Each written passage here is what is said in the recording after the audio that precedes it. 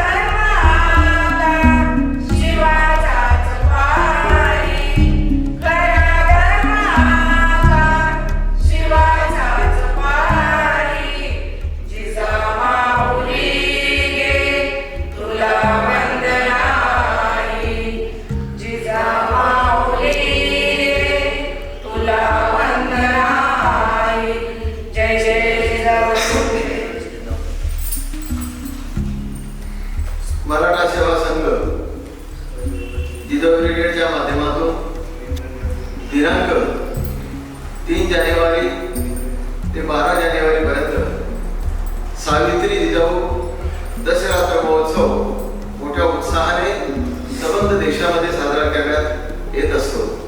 दरवर्षी हा 10 दिवसाचा जसा नवरात्र महोत्सव असतो तसा हा 10 दिवसाचा दश म्हणजे 10 रात्र महोत्सव म्हणजे 10 दिवस आणि रात्री चालणारा हा दश रात्र महोत्सव आहे. आणि म्हणून 3 ते 12 अशा 10 दिवसाचा हा भव्य दिव्य असा कार्यक्रम वेगवेगळ्या ज्या या समाजातल्या बहुजन समाजातल्या ज्या महानायिका होऊन गेलेल्या आहेत त्या बहुजन समाजातल्या महानायकांच्या विचारांची समाजापर्यंत पोहोच व्हावी या दृष्टीने आपण हा कार्यक्रम संबंध महाराष्ट्रभर नव्हे तर संबंध भारतभर संबंध देशभर हा कार्यक्रम मोठ्या उत्साहाने साजरा करण्यात येतो. या निमित्ताने बहुजन समाजापर्यंत पुरोगामी विचार सकारात्मक विचार किंवा आपल्या या समाजामध्ये ज्या काही महानायिका होऊन गेलेल्या आहेत त्यांचे विचार त्यांनी केलेलं कार्य हे सर्वसामान्य माणसांपर्यंत पोहोचावं, आपल्या स्त्रियांपर्यंत पोहोचावं, महिलांपर्यंत पोहोचावं आणि महिलांचं सक्षमीकरण व्हावं यासाठी हा आपण कार्यक्रम या ठिकाणी दरवर्षी आयोजित करत असतो. दुर्दैव आपलं असं की या वर्षी पुन्हा आपल्याला कोरोना प्रादुर्भाव असल्यामुळे आपल्याला तो प्रचंड प्रमाणात किंवा मोठ्या संख्येने एका ठिकाणी एकत्र येऊन तो आपल्याला साजरा करता येत नाही.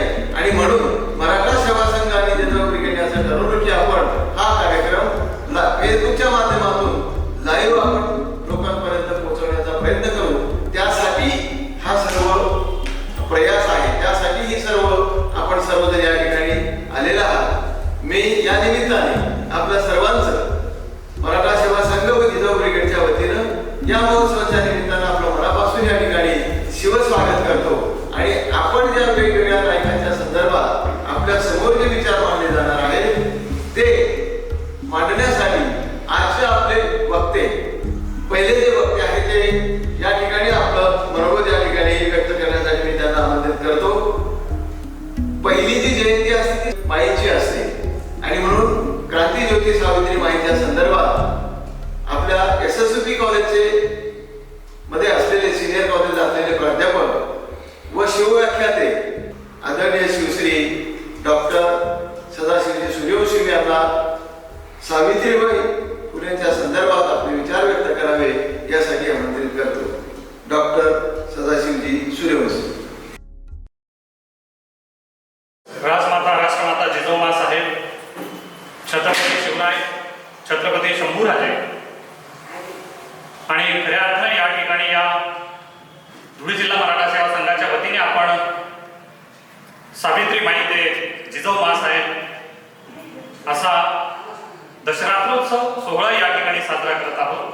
त्याच्यातल्या पहिल्या दिवसाचं आजचं हे सावित्रीबाईंच्या विचारांना अभिवादन करण्याचं, त्यांचे विचार या ठिकाणी मांडण्याचं मग आपल्या सर्वांसमोर त्यांचे विचार अभिजात पद्धतीने आजवर जे काही चालत आलेले आहेत ते आपल्या भविष्यासाठी, आपल्या पिढ्यांसाठी, नव्हे तर या देशासाठी किती प्रेरणादायी आहेत याविषयी एक त्रोटक पद्धतीने, कारण की वेळेच आपल्याला या ठिकाणी बंधन असल्यामुळे मी आपल्यासमोर विषय ठेवणार आहे. असं म्हटलं जातं, सतीचं बाण घेतलेल्या अग्नीचं भय नसतं. मात्र हे बाण कुठपर्यंत घेऊन जायचं, हे कोणी बंद करायचं, परिस्थिती कशी होती आणि त्या परिस्थितीला कसं सामोरं जायचं, कोणी जायचं, कालखंड आपल्याला माहिती आहे. सावित्रीबाई नायगावच्या एका गरीब कुटुंबात जन्माला आलेली ही छोटीशी पोर ज्या वेळेस वाढू लागते, तिचं खेळणं वागणं आईवडील बघतायत, तिची चौकस बुद्धिमत्ता, या समाजाप्रती असलेली बांधिलकी, एक छोटीशी चिमुकल्या पोरीच्या चेहऱ्यावरती सर्व ते भाव उमटतायत. आणि ज्या वेळेस त्यांचा विवाह वयाच्या 9व्या वर्षी ज्योतिबांशी होतो. ज्योतिबा म्हणजे विचारांचं धगधगतं एक अग्निकुंड होतं,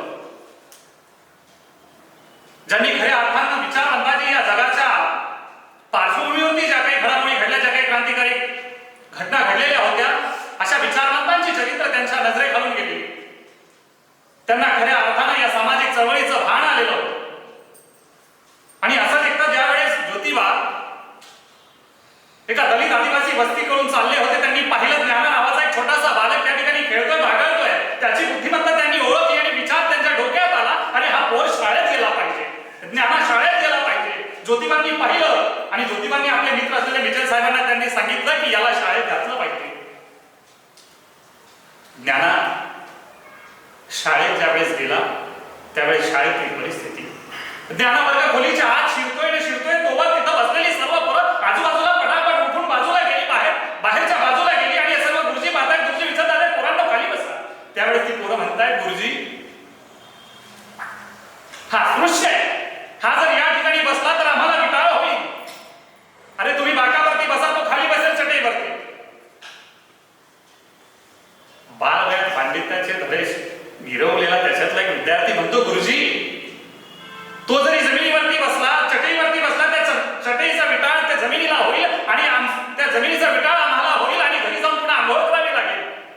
हे त्या छोट्याशा लहानग्या ज्ञानासमोर सर्व घडत होतं. ज्ञानाने पाहिलं एकदाच, ज्ञानाने जो त्या शाळेचा निरोप घेतला, ज्ञाना कधी पुन्हा त्या शाळेचा दरवाजा ओलांडून आतमध्ये शिरलाच नाही.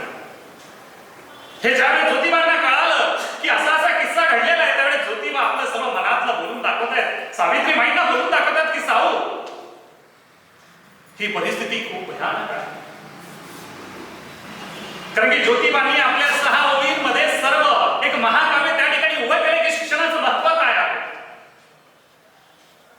आणि अविद्येमुळे काय घडतं,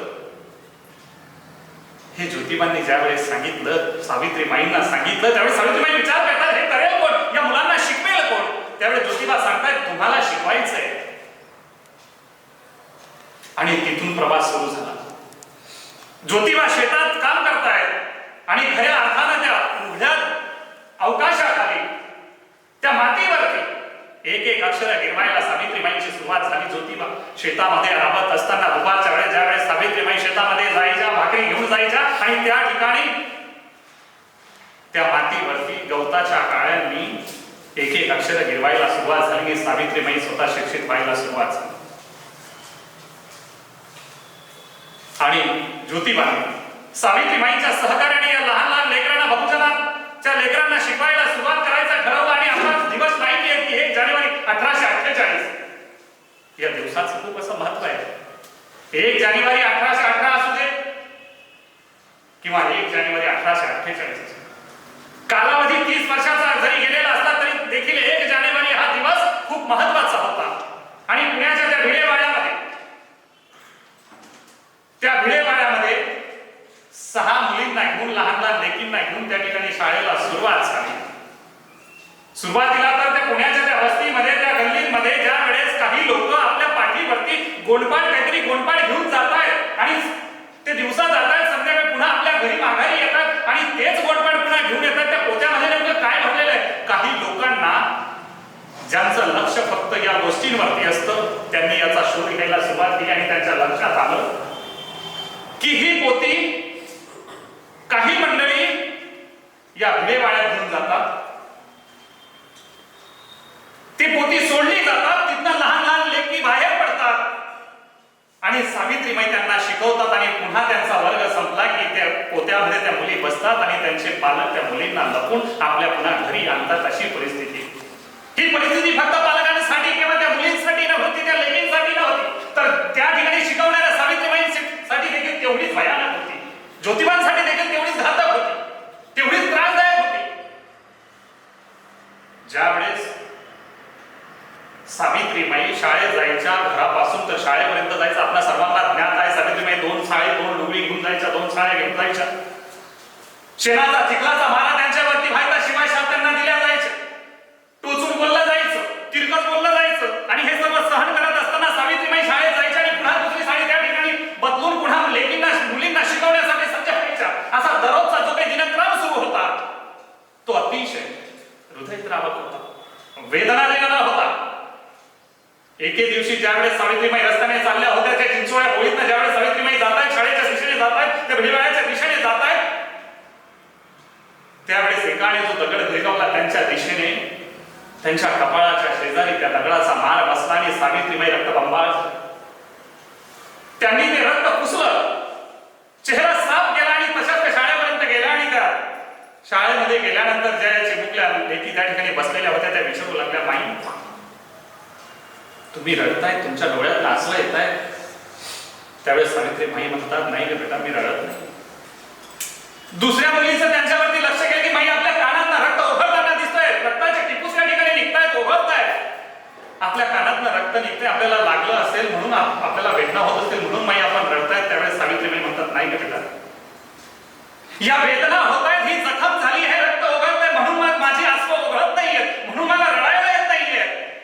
मी आल्या आल्या तुमच्या हातामध्ये पाटी बघितली, पेन्सिल बघितली आणि एक एक अक्षर तुम्ही या ठिकाणी गिरवताय. खऱ्या अर्थानं शिक्षणाचा हा क्रांतिकारक चेतनादायक जो काही बदलायची काही प्रेरणा आहे समाजासाठी, त्याचे अधिकारी खऱ्या अर्थानं तुम्ही झालेला आहे. तुमच्या हातामध्ये अक्षर नाचताना मला या ठिकाणी दिसत आहेत आणि त्या आनंदाने माझ्या डोळ्यात नाही असं उघडत आहेत. त्या सावित्रीबाई होते. पोरांनी थोर व्हावं म्हणून पोरांनी अल्पकाळ तरी पोर झालं पाहिजे या उद्देशाने ज्यावेळेस सावित्रीबाई त्या लेकींच्या जवळ बसल्याने एक अक्षर गिरवत होत्या, त्यावेळेस खऱ्या अर्थाने हे थोरांचं थोर पण आपल्या समोर आल्याशिवाय राहत नाही. या साध्या साध्या गोष्टी त्यांच्या आयुष्यातल्या झाल्या. ज्या 6 मुली होत्या, त्या 6 मुलींच्या शिक्षणापासून जिथनं सुरुवात झाली, खऱ्या अर्थाने त्यामध्ये अन्नपूर्णा जोशी होती, जी 5 वर्षाची मुलगी होती. सुमती मोकाशी होती, जिचं वय होतं 4 वर्ष. दुर्गा देशमुख होती, जिचं वय होतं 6 वर्ष. माधवी थाटे होती, जिचं वय होतं 6 वर्ष. सोनू पवार नावाची मुलगी होती, जिचं वय होतं 4 वर्ष. जनी काटे होती, जिचं नाव होतं 5 वर्ष. याच्यामध्ये ब्राह्मण, धनगर आणि मराठा तिन्ही जातीतल्या घरातल्या या 6 लेकींनी त्या ठिकाणी खऱ्या अर्थाने शिक्षणाची सुरुवात त्या भिडेवाड्यातनं केली.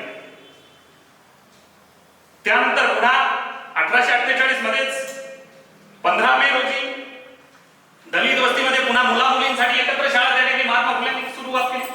म्हणजे जवळपास 1848 तर 1852 या 4 वर्षाच्या कालावधीमध्ये पुणे परिसर आणि त्याच्या सभोवतालच्या परिसरामध्ये जवळपास 20 शाळांची सुरुवात झाली. आणि त्यांच्या शाळा अशा होत्या, त्याच्यात ती गुणवत्ता होती.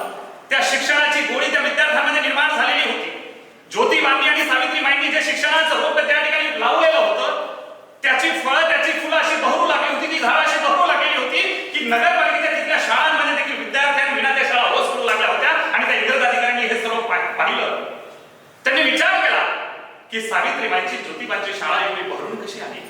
आणि म्हणून 1852 मध्ये त्या ठिकाणी मेजर कॅन्डींनी फुले दाम्पत्यांचा, सावित्रीबाईंचा आणि ज्योतिबांचा शाल जोडी देऊन त्यांचा सन्मान केला, त्यांचा सत्कार केला, त्यांचं अभिनंदन केलं आणि ही बातमी पालकांपर्यंत गेली. पुन्हा शाळा भरून आल्या. एवढंच नाही तर पुण्याच्या बाहेर राज्यभरामध्ये शाळांचा विस्तार कसा वाढला, लोकांमध्ये सत्य शोधून त्या पद्धतीने आचरण करण्याची सवय कशी लागली, किंवा त्यांना सत्य काय आहे जिज्ञासा त्यांच्यामध्ये कशी निर्माण होईल, यासाठी ज्योतिबांनी खऱ्या अर्थानं सत्यशोधक समाजाची स्थापना केली. सत्यशोधक समाजाच्या माध्यमातून गावोगावी शहरांमध्ये जाऊन त्यांचे कार्यकर्ते त्या ठिकाणी तयार करायचे, त्या कार्यकर्त्यांच्या माध्यमातून शिक्षणाचा प्रचार प्रसार करायचा. हे ज्योतिबांनी जणू काही एक खुणगाटच आपल्या मनाशी बांधलेली होती. ज्योतिबा यांचा खऱ्या अर्थानं हा बंडाचा झेंडा होता. सावित्रीबाईंनी उभा केला हा बंडाचा झेंडा होता. सावित्रीबाई आपल्या काव्य फुले नावाच्या काव्य संग्रहामध्ये त्या म्हणतायत, काय म्हणतात त्यांनी हा विचार कोणाकडून घेतला. छत्रपती शिवाजीचे प्रातस्मरण करावे, शूद्राती शूद्रांचा प्रभू बंधू मनोभावे. शूद्राती शूद्र असतील, बहुजन असतील, यांचा जो प्रभू आहे, यांची काळजी घेणारा जो काही आहे, त्यांना बंधावं, त्यांचे विचार आपण घ्यावे. आणि खऱ्या अर्थानं जसं छत्रपती शिवरायांनी, जिजाऊ साहेबांनी या ठिकाणी स्वराज्याच्या निर्मितीसाठी आपलं जे आयुष्य पणाला लावलं, त्या पद्धतीने आपल्याला देखील या बहुजन रयतेच्या कल्याणासाठी झटलं पाहिजे. मग त्यामध्ये खऱ्या अर्थानं ज्योतिबांनी, सावित्रीबाईंनी विधवा पुनर्विवाहासाठी आग्रह धरला. बाल हत्या प्रतिबंध गृह त्यांनी स्थापन केलं. बहुजनांना पाण्यासाठी आपल्या घराची विहीर उघडी केली. आणि खऱ्या अर्थानं एक सांगायला एक गोष्टीचा या ठिकाणी खूप आनंद होतोय की ज्या वेळेस या सर्व परंपरा सुरू होत्या, या परंपरांच्या माध्यमातून जो समाज भरडला जात होता, त्याला तेवढ्याच हिमतीनं, तेवढ्याच धारिष्ट्यानं ज्योतिबांच्या सोबत सावित्रीबाई उठा होत्या. सावित्रीबाई या भुरसटलेल्या विचारांच्या नव्हत्या, त्यांच्या पुरस्कर्त्या नव्हत्या, तर विज्ञानवादी विचार त्यांच्या मनामध्ये होता, जगाच्या उद्धाराचा विचार त्यांच्या मनामध्ये होता. ज्यावेळेस ज्योतिबांना अर्धांग वायूचा झटका आला आणि त्यांची उजवी बाजू शरीराची लुळी पडली, उजवा हात दुला पडला. सरावाने ज्योतिबांनी आपल्या डाव्या हाताच्या साह्याने त्यांनी सार्वजनिक सत्यधर्म हा ग्रंथ लिहून काढला. तो शेवटचा जो दिवस होता, त्यावेळेस ज्योतिबांनी, सावित्रीबाईंनी सर्व कार्यकर्त्यांना, सत्यशोधक समाजातील सर्व बाहेरच्या, म्हणजे पुण्याबाहेरच्या, मग त्याच्यामध्ये आपल्या हुबळी असतील, नंदुरबार असतील, जळगाव असतील, नाशिक असतील, या सर्व जिल्ह्यांच्या, सातारा असेल, सांगली असेल, या सर्व इथल्या कार्यकर्त्यांना बोलावून घेतलं. आणि ज्योतिबांच्या शेवटच्या दिवसाच्या त्या क्षणाच्या वेळेस त्यावेळेस ज्योतिबांनी सांगितलं की आता तुम्हाला हे सर्व चालवायचंय. सावित्री तुमच्या समवेत आहे, तुमच्या सोबत आहे. आणि सावित्रीबाई ज्योतिबांकडे पाहत आहे, एकटक पाहत आहे.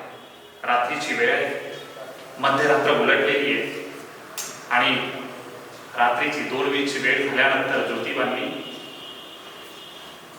आपली प्राणज्योत या ठिकाणी त्यांची बेइज्जती झाली. उद्याचा दिवस कसा होता? आपल्याकडे प्रथा परंपरा भरपूर आहे, मात्र या गोष्टीचा जर आपण विचार केला, घरामध्ये ज्योतिबांचं प्रेत त्या ठिकाणी घरामध्ये लोक विचार करतायत. आता यासाठी खांदेकरी असेल, मडके धरी असेल, की किती धरणार असेल, मडका धरणार असेल, कोण त्यावेळेस प्रश्न पडला. जी बाल हत्या प्रतिबंधाच्या वेळेची जी विरोधाची भूमिका ज्योतिबांनी घेतली होती, सावित्रीबाईंनी घेतलेली होती, तर ज्या विधवा असतील किंवा ज्यांच्यावरती अन्याय अत्याचार झालेला असेल, अशा गरोदर महिला भगिनींची जी काही लेकरं असतील, ती आपल्या घरात त्या ठिकाणी संगोपनासाठी सावित्रीबाईंनी ठेवली होती. त्याच्यातलाच खरं तर काशीबाई, जिच्यावरती अन्याय अत्याचार झालेला होता, तिला आपल्या घरात ठेवलं. 7व्या महिन्याच्या गरोदर काशीबाई आहेत, त्यांना सावित्रीबाईंनी आपल्या घरात आणलं आणि तिचं जे अपत्य झालंय, तिला जगण्यासाठी आधार दिला ज्योतिबांनी, सावित्रीबाईंनी आधार दिला.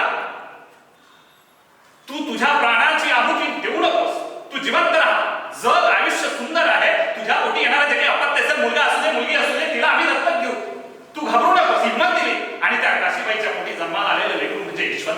त्याला डॉक्टर बनवलं आणि तोच यशवंत ज्यावेळेस ज्योतिबांचा शेवटचा क्षण होता, 4 खांदेकरींनी प्रेत आपल्या खांद्यावरती घेतलेलं आहे आणि जी काही टेकडी उचलायची होती त्यासाठी यशवंत पुढे गेल्यानंतर भाऊकी त्या लोकांनी त्या ठिकाणी देखील विरोध केला आणि सावित्रीबाई त्या ठिकाणी त्यांनी आवाज दिला आणि त्या पुढे सरसावल्या आणि ती टिपी सावित्रीबाईंनी आपल्या हातात. जगामध्ये अनोखी अशी प्रेत यात्रा जर कोणती असेल तर ती या ठिकाणी आमच्या ज्योतिबांची होती. सावित्रीबाई कुठे पुढे सरसावतात, ते नेतृत्व करतात, ते मागे त्यांची प्रेत यात्रा चालते. सावित्रीबाई त्यांच्या पुढे चालतात, परंतु त्या ठिकाणी ज्योतिबा कधीच त्यांच्या पुढे निघून गेलेले होते. स्मशानभूमीपर्यंत प्रेत यात्रा गेली आणि त्या ठिकाणी पुन्हा प्रश्न उभा राहिला की यशवंताने या ठिकाणी अग्निदान द्यावा. सर्व भावकीतल्या लोकांनी पुन्हा विरोध केला आणि त्याच आपल्या अंगाराला पुन्हा चेतवत सावित्रीबाई पुन्हा पुढे झाले आणि त्यांनी हातामध्ये ते पेटलेलं लाकूड घेतलं आणि स्वतः ज्योतिबांना त्यांनी अग्निदान दिला.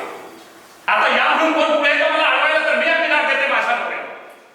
सावित्रीबाईंनी आपल्या नवऱ्याला अग्निदान दिला ही जगातली विज्ञानातली खऱ्या अर्थानं त्या विचाराला, त्या एका परिवर्तनवादी एका भावनेला पुढे घेऊन जाणे सावित्रीबाईंची ही विचारधारा होती, परिवर्तनवादी विचारधारा होती. आणि पुढे पुन्हा या सत्यशोधक समाजाचं या चळवळीचं काय होईल, ज्योतिबा गेले मात्र त्यानंतर पुन्हा सावित्रीबाई पदर उचलून उभ्या राहिल्या. सत्यशोधक समाजाच्या अध्यक्षता झाल्या, महाराष्ट्रावर त्यांनी दौरे केले आणि खऱ्या अर्थानं शूद्राती शूद्रांपर्यंत शिक्षण कसं पोहोचेल यासाठी त्यांचा प्रयत्न सुरू झाला. आणि त्यांचा विचार, ज्योतिबांचा विचार, क्रांतिकारक विचार सावित्रीबाईंकडे नेत राहिल्या. मात्र शेवटी ज्योतिबानंतर पुन्हा 7 वर्षांनंतर सावित्रीबाईंना या जगाचा निरोप घ्यावा लागला. खऱ्या अर्थानं आपल्याला जर सावित्रीबाई या ठिकाणी आज अभिजात पद्धतीने त्यांच्या विचारांच्या माध्यमातून जिवंत ठेवायचे असतील तर आमच्या सर्व भगिनींनी त्यांचा विचार अंगीकारला पाहिजे आणि त्याच भूमिकेतनं पुढे गेलं पाहिजे. कारण की क्रांतीची धुमारे ही इतर कोणीही चिरवायला येणार नाही. त्यासाठी आपल्या हातामध्ये आपल्याला आगकाळी घ्यावी लागेल, ती ठिणगी त्या ठिकाणी पेटवावी लागेल, तिच्या मशाली चेतवाव्या लागतील आणि परिवर्तनवादी मोठा आडोंब या ठिकाणी उसावा लागेल. त्यासाठी आमच्या भगिनींना आधी पुढे सरसावणं तेवढंच गरजेचं आहे. आणि म्हणून खऱ्या अर्थानं जगाच्या कल्याणा संतांच्या विभूत विधेय कष्टविधी परोपकारी विधी तुकोबरायांची भूमी या ठिकाणी खऱ्या अर्थाने या मौलीच्या विचारांना अभिवादन करताना या ठिकाणी सार्थक वाटते असं मला या ठिकाणी सांगावंसं वाटतं. वेळ कमी आहे म्हणून या ठिकाणी थांबतो. धन्यवाद. जय जिजाऊ, जय शिवराय. शिवमती सुधर्मा सोनवणे मॅडम या जिल्हा परिषद कन्या शाळा मसदी तालुका साक्री या ठिकाणी शिक्षिका म्हणून काम करतात. एम.एड आहे.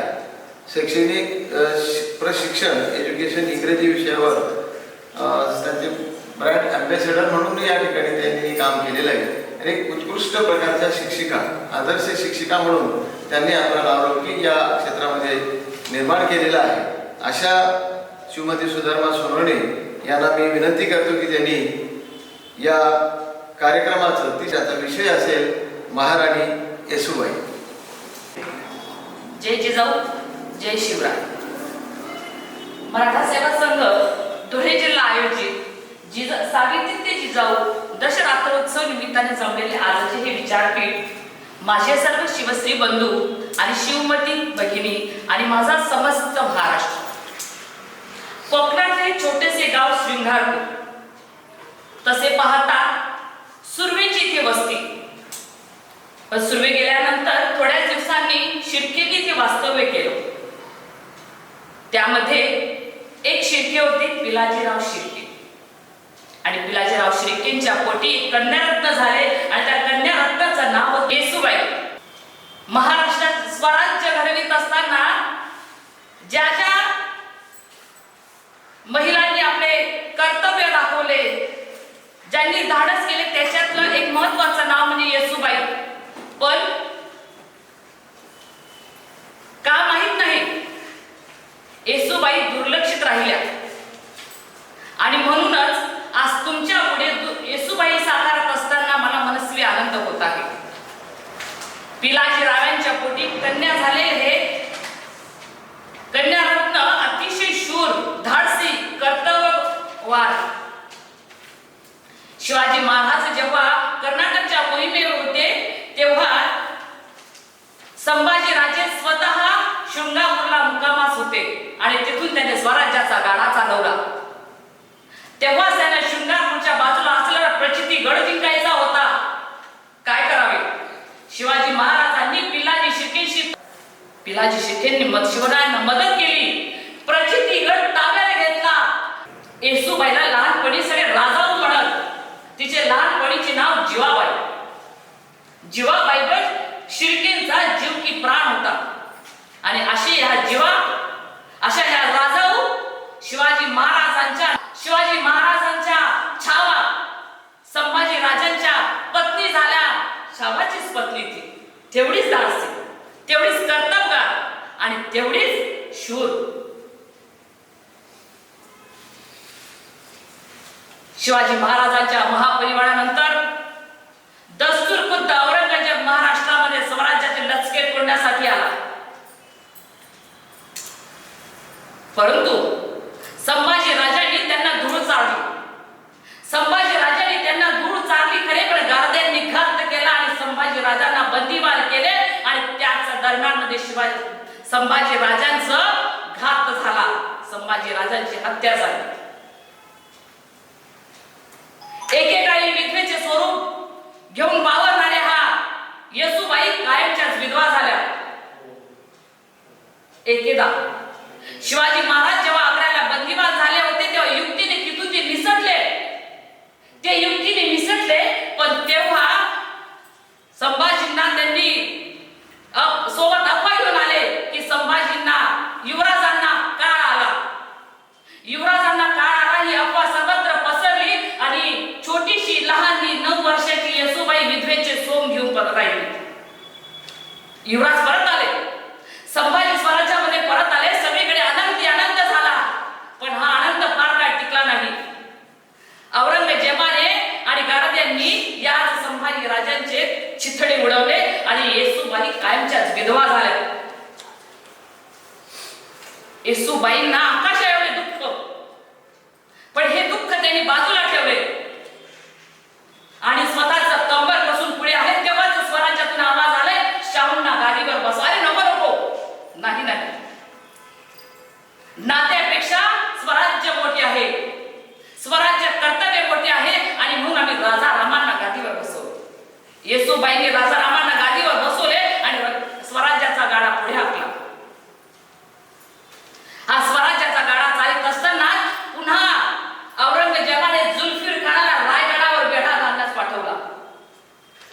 जुल्फिर खानाने रायगडाला वेढा दिला. 6 महिने वेढा. राजाच बंदीवान झाला. राजाच कैद झाला तर स्वराज्याचं रक्षण कोण करणार? याच वाईट कठीण परिस्थितीमध्ये येसूबाईंनी फरमान काढले. ताराबाई आणि राजा रामांनी ताबडतोब जिंजीला रवाना व्हावे. राजाराम नको म्हणाले, नाही, तुम्ही आणि शाहूला सोडून आम्ही एकटे जाणार नाही. तेव्हाच येसूबाईंनी नात्याचे कर्तव्यापेक्षा स्वराज्य किती महत्वाचं आहे आबासाहेबांची त्यांना आठवण करून दिली. अहो, कोणी आपल्याला बंदीवान केलं तरी चालेल, गड किल्ले गेले तरी चालतील, पण स्वराज्याला तडा जायला नको. ही आबासाहेबांची शिकवण येसूबाईंच्या नसानसामध्ये होती आणि म्हणून त्यांनी तारा राणीसह राजा रामांना जिंजीला रवाना केले. इकडे त्यांनी 8 महिने पुन्हा रायगड लढवला. औरंगजेबाच्या लक्षात आले की आता येसूबाई आपल्या ताब्यात येत नाही आणि म्हणून त्याने शाहूसह दोघांना अटक केली. येसूबाई माय लेकर अटक झाले. 29 वर्ष अटक. सुरुवातीचे 17 वर्ष त्यांची महाराष्ट्रामध्ये फरफड झाली. येसूबाई औरंगजेबच्या छावणी बरोबर कधी इथे कधी तिथे कधी कुठे कुठेतरी त्याचा सारखी फरफड चालू होती आणि नंतरची 12 वर्ष त्यांनी दिल्लीला नजर कैदेमध्ये काढली. मध्यंतरी त्यांना धर्मांतराचा सुद्धा सामना करावा लागला. औरंगजेबाने शाहू महाराजांना आणि येसूबाईंना धर्मांतर करण्यास सांगितलं, पण तिथे सुद्धा त्यांनी पूर्ण ताकदीनिशी विरोध केला आणि आपला धर्म त्यांनी साबूत ठेवला. तेव्हाच औरंगजेबाने त्यांना 12,000 मुन्सुबांचा प्रांत दिला होता. शाहू लहान होते आणि म्हणून येसूबाईंनी स्वतः तो कारभार सांभाळला. काही दिवसात म्हणजे चक्क 29 वर्षांनी 29 वर्ष नजरकैदेत असतानाच औरंगजेबाचा एक दिवस मरणाचा निरोप आला. औरंगजेबाने इकडे त्यांचा जीव गेला आणि तिकडे मात्र इकडे महाराष्ट्रामध्ये थोडा आनंदाचा क्षण निर्माण झाला की आता आपण येसूबाई आणि शाहू यांना परत नेऊ. आणि अगदी त्याचप्रमाणे बाळाजी विश्वनाथ हे दिल्लीकडे रवाना झाले आणि त्यांनी इकडे सय्यद बंधू आणि त्यांच्या मदतीने येसूबाईंची सुटका करून घेतली आणि त्यांना महाराष्ट्रामध्ये परत आले. महाराष्ट्रामध्ये परत आल्यानंतर या माऊलीने सुटकेचा श्वास घेतला, शाहूला गादीवर बसवले आणि स्वराज्याचा हा राडा पुढे चालू ठेवला. अशा या येसूबाई आज मात्र इतिहासामध्ये दुर्लक्षित आहेत. शिवाजी महाराज जसे स्वराज्याचा गाडा जिजाबाईंवर सोपून जात होते, तसेच संभाजी महाराज हा स्वराज्याचा गाडा येसूबाईंवरती सोपून जात होते. तेव्हा त्यांना पदवी दिली होती ती सखी राजनी जयती. आणि या प्रेरणेतूनच संभाजी राजांनी ग्रंथ लिहिला की जिथे आपल्याला येसूबाईंबद्दल ऐकायला वाचायला मिळते. अशा या येसूबाई 29 वर्ष मोगलांच्या ताब्यात राहिल्या, तरी सुद्धा त्यांनी नखशिखांत अगदी त्यांचा पवित्र ठेवला. अहो, सीता माताला सुद्धा 14 वर्षाचा वनवास होता, परंतु तिथे अशोक वनामध्ये मोकळा श्वास घेऊ शकत होती. पण इथे मात्र ज्यांना तेवढी अवधी नव्हती, तेवढी सवलत नव्हती, तरी सुद्धा या माऊलीने 29 वर्ष त्या मुघलांच्या या नजर कैदेत काढले आणि नजर कैदेतून त्या सुखरूप आपल्या स्वराज्यामध्ये परत आल्या.